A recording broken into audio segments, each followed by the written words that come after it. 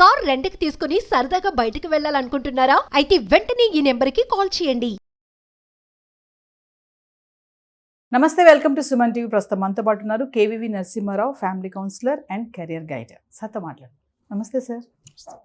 Sir, goal setting, చాలామంది goals reach అవ్వాలని plan చేసుకుంటూ ఉంటారు, సెట్ చేసుకుంటారు అంతవరకే.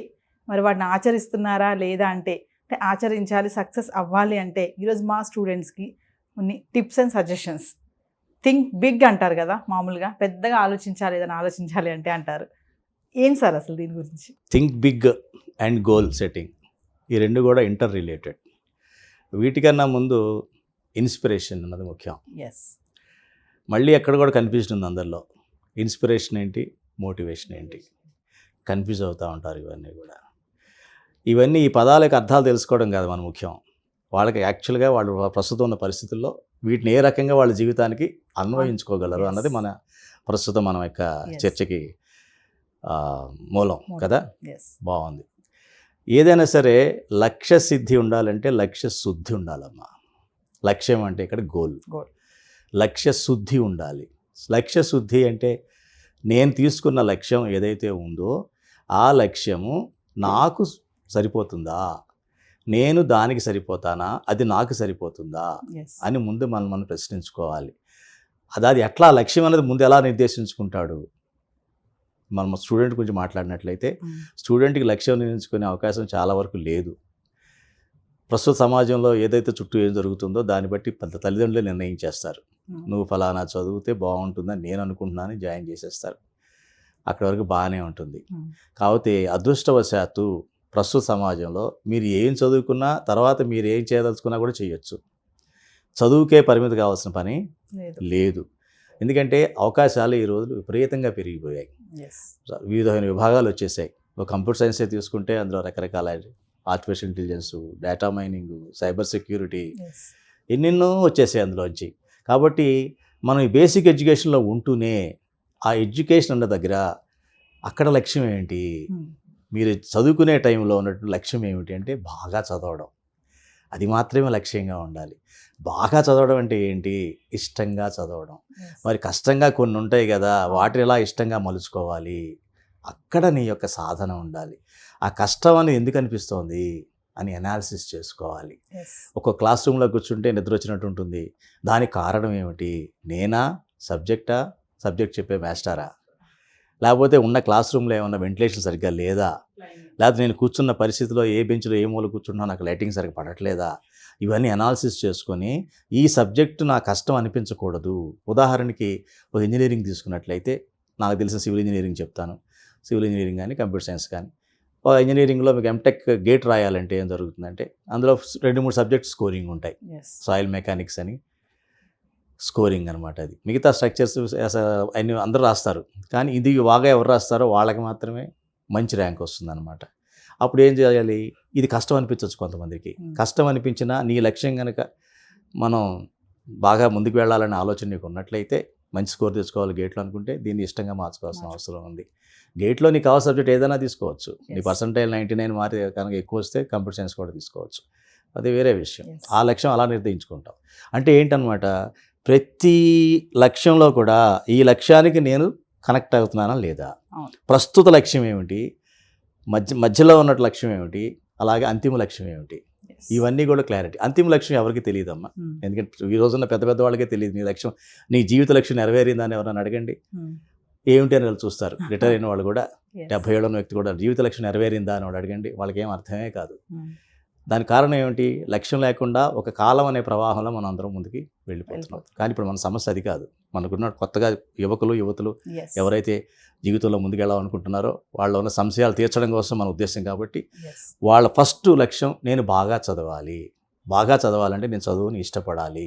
ఈ చదువుని ఇష్టపడి 4-5 ఏళ్ళు కూడా నేను పూర్తిగా అందులో ఇన్వాల్వ్ అవ్వాలి అని అనుకుంటే, దానికి కావాల్సిన ఆ లక్ష్యాన్ని సాధించడానికి టీచర్ ఒకవేళ చెప్పడంలో బాగా అనిపించకపోతే వీళ్ళు ఏం చేయాలి, లైబ్రరీకి వెళ్ళి చదువుకోవడము, లేకపోతే తెలిసిన వాళ్ళు ఇంకెవరు ఉంటే వాళ్ళని అడిగి వాళ్ళ డౌట్స్ తీర్చుకోవడము, లేదంటే వీళ్ళకన్నా సీనియర్స్ ఉంటారు, ఆ సీనియర్స్తో ఫ్రెండ్షిప్ చేసుకొని వాళ్ళ దగ్గరికి వెళ్ళి నాకు ఇది అర్థం కావట్లేదు ఏమైనా చెప్పండి వీలవుతున్నాను అలాగా వీళ్ళ యొక్క స్వయంగా వాళ్ళ యొక్క తెలివితేటలు ఉపయోగించి ఎలాగన్నా సరే దీన్ని దాటాలని అనుకోవాలి తప్ప బ్లేమ్ చేయకూడదు. మా మాస్టర్ సరిగ్గా చెప్పట్లేదనో, ఎస్ ఇక్కడ బాగాలేదనో, లేకపోతే పుస్తకాలు లేవనో ఇవన్నీ చెప్పడానికి ఎక్స్క్యూజ్ లేవు. అంటే first goal setting is no excuse. Yes నువ్వు ఏదైతే గోల్ పెట్టుకున్నావో, ఏదైతే అవసరమో అదే నీ గోల్. నీ గోల్ నీ అవసరం కింద మారదు. నువ్వు స్టూడెంట్గా ఉన్నావంటే నీ అవసరం ఏమిటి? చదవడం. దానికి అదే నీ గోల్. ఆ గోల్లో no excuse. First goal is no excuse. అదమ్మా. సార్ మరి మామూలుగా ఇప్పుడు అన్నారు కదా, ఈ గోల్ సెట్టింగ్స్కి పేరెంట్స్ సహకారం ఎంతవరకు ఉండాలంటారు? వీళ్ళంతా హెల్ప్ చేసేవాళ్ళేనమ్మా. పేరెంట్స్ మన పిల్లలు ఎవరైనా సరే నాకు ఇది ఇష్టం అంటే వద్దు అని ఎవరు అనరు. కాకపోతే వాళ్ళకున్న జ్ఞానం ప్రకారంగా చుట్టుపక్కల పరిస్థితుల్లో వాళ్ళ ఇంట్లో ఉన్న పరిస్థితుల దృష్ట్యా వాడు కూడా సంపాదించాలి నా తర్వాత అని ఉన్నట్లయితే ఆ విషయం వాడికి చెప్పి నీకు సంపాదన నువ్వు తెచ్చుకుంటూ నీకు ఏమైనా ఇతర లక్ష్యాలు ఉంటే, హాబీలు ఉంటే వాటిని నువ్వు నెరవేర్చుకోవాలి తప్ప ప్రస్తుతం మన పరిస్థితుల్లో మొదటి లక్ష్యం నీకు బాగా చదువుకొని బాగా ఒక ఉద్యోగంలోనో ఒక వ్యాపారంలోనో సెటిల్ అయ్యి నీకు నువ్వుగా సంపాదించి నీ కాళ్ళ మీద నిలబడగలిగితే చాలు అన్న లక్ష్యాన్ని చెప్పగలగాలి. అంటే ఏంటనమాట, ఒక లక్ష్యం అన్నది స్వార్థపూరితం కాకుండా, నాకే అని కాకుండా కుటుంబాన్ని కలుపుకొని ఒక లక్ష్యం ఏర్పరచుకోవాలి. ఆ తర్వాత సమాజాన్ని కలుపుకొని లక్ష్యం ఏర్పరచుకోవాలి. అలా లేయర్లుగా మారుతూ ఉంటుంది లక్ష్యం.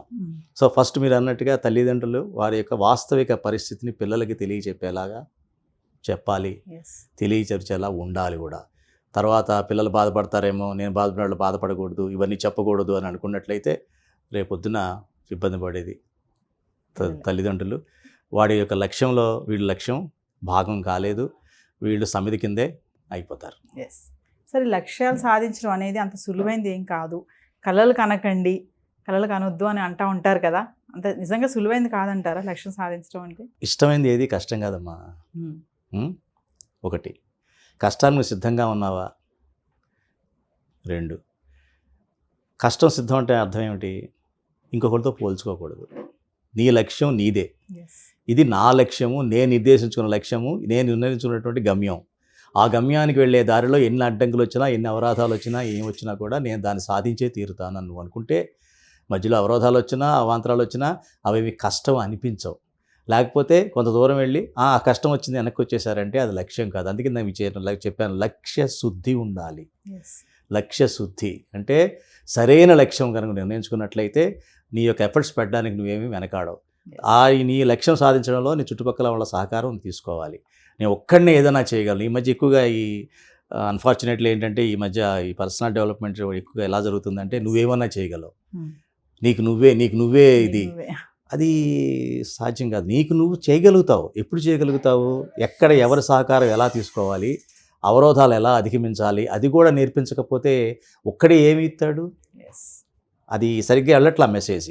మీరు అన్నట్టుగా ఏంటంటే దాన్ని లక్ష్య సిద్ధి చేసుకోవడం కష్టం అయితే కాదు.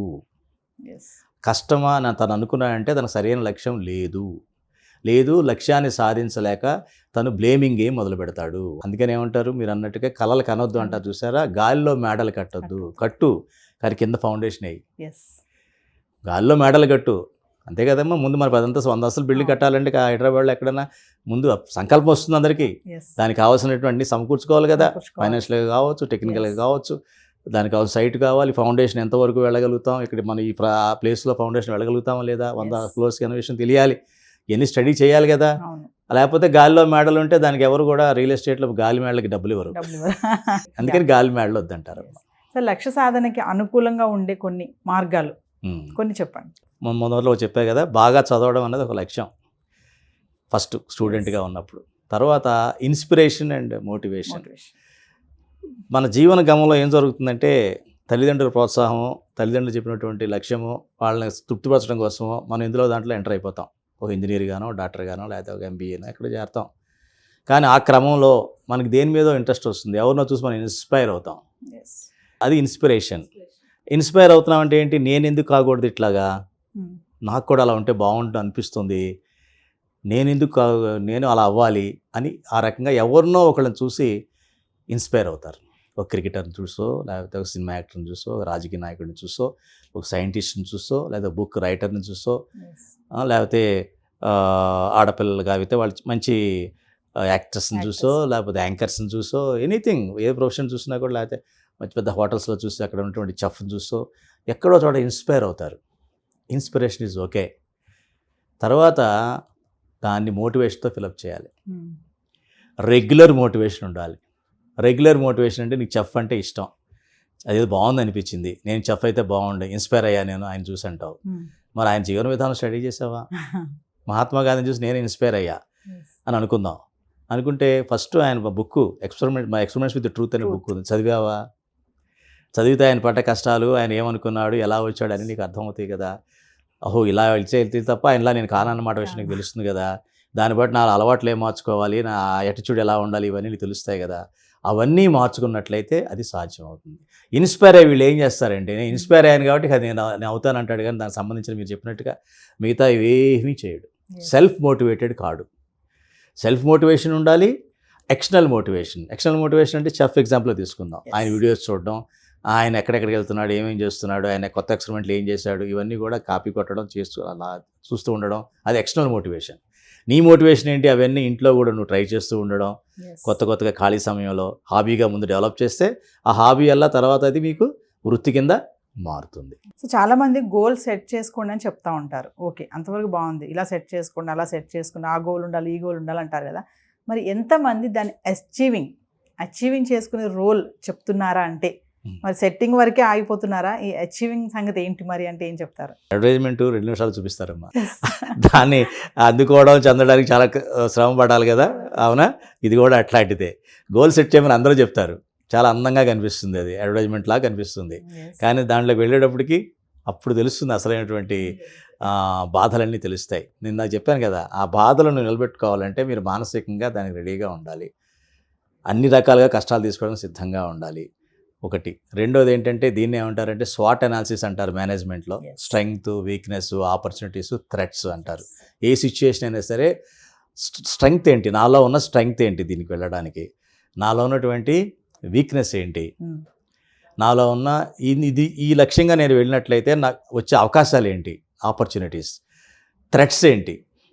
సరే ఇప్పుడు బాగానే ఉంది చెప్పేసి ఈ లక్ష్యం పెట్టుకున్నాను నేను, కొంతకాలం అయిన తర్వాత అది పడిపోవచ్చు, అది మొత్తం ఫీల్డ్ అంతా.